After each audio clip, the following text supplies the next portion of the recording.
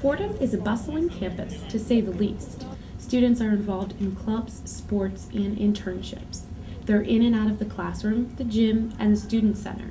And while everyone here is busy, some are busier than others. Take Isabel Gomez, for example. She started her Fordham career as a pre-med bio major, a demanding course load that starts freshmen at 21 credits a semester. It was really hard. I didn't do silk or anything freshman year. I actually lived in Hughes. And it was pretty crazy because your schedule and your life is very different from everybody else, and you don't understand why. I think not living on silk made me see that like everybody else's life is going to be a little bit different, because it's hard to explain like the amount of work and the amount of studying that is necessary for this, for the sciences and everything. And it's very different from like writing papers and like doing research on your own time. It's like the studying for tests and exams all semester has to be very consistent. You don't have a lot of time to like dilly-dally. Every minute counts. So like 15 minutes that you spend, an extra like half hour at the caf really adds up and everything like that. So it's more about just making sure like every minute of your day is like very productive. As if a pre-med track wasn't rigorous enough, Isabel has also taken on Navy ROTC. Talk about the life of a Fordham ROTC student in the Navy, because the ROTC program here for the Navy isn't at Fordham. At Maritime, we have 200 in our unit, over 200, and then at Fordham alone, we have, I think, 21 right now, 21 midshipmen. And so we're a small group here, so what we have to do is pretty much have to like balance, we have to do everything ourselves over here. So at our campus, we kind of have our own hierarchy between the seniors down to the freshmen, and then we are the ones who coordinate with the lieutenants, because we don't actually have naval officers on campus. So we are separate from the Army, which not everybody realizes, and we do have to travel to a different campus for all of our classes and PT and activities and everything. Once a week, I go for PT in the mornings. It's at 05:30, it starts at 05:30, but you have to be there at 05:15 for the like 15-minute anticipation time. So we leave Fordham 05, and that's just to prepare for the PRT, the physical readiness test that we have to do every semester. And then on Wednesdays, we always have to take a class. So you do 2 classes at Maritime each semester. You do like a Navy class, which will either be like naval history, or right now I'm studying weapon systems. Sometimes you'll take a navigation class, and those are with different lieutenant advisors. And then on Wednesdays, you also have to do a leadership lab, and that's with the entire battalion every semester.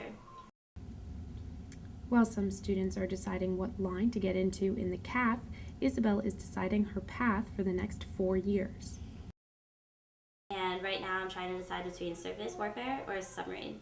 So surface is what you usually see of the Navy, what everyone imagines. You see destroyers, cruisers, and everything like that. Submarines, if I go submarines, I have to go to power school first, and that's in Charleston, South Carolina.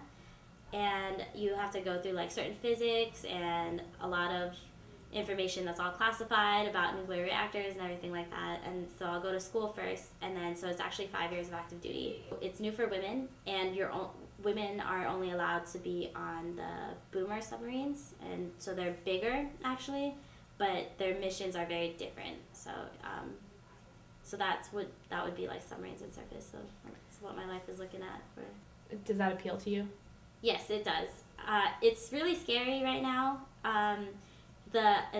Because thinking about like not seeing the sun for 3 months at a time is like, I can't even wrap my mind around that. But right now it's just so tempting because it's so new to women, and I've been doing some research into it, and it's just like this is the beginning of a new age for the Navy.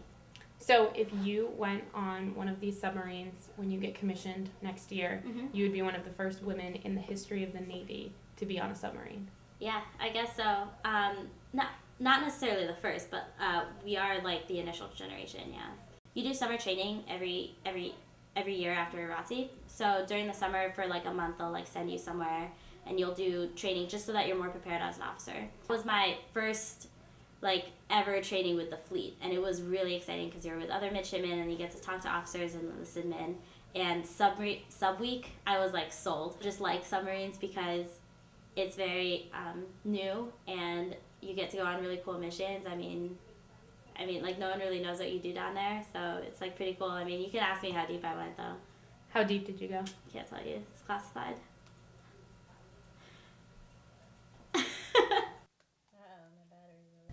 Pre-med and Navy ROTC, Isabel doesn't even stop there. She also tutors in the Bronx at a local high school and is an executive board member of Fordham's Up Till Dawn chapter. What does she do to stay relaxed? Say I end up praying a lot because everything ends up being like so last minute, and I'll just be like, oh, dear God, please help me. In addition to saying her prayers, Isabel also stays positive.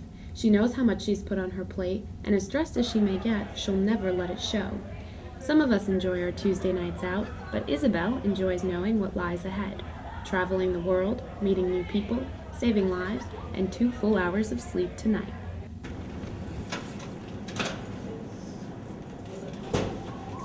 Hey, Paula.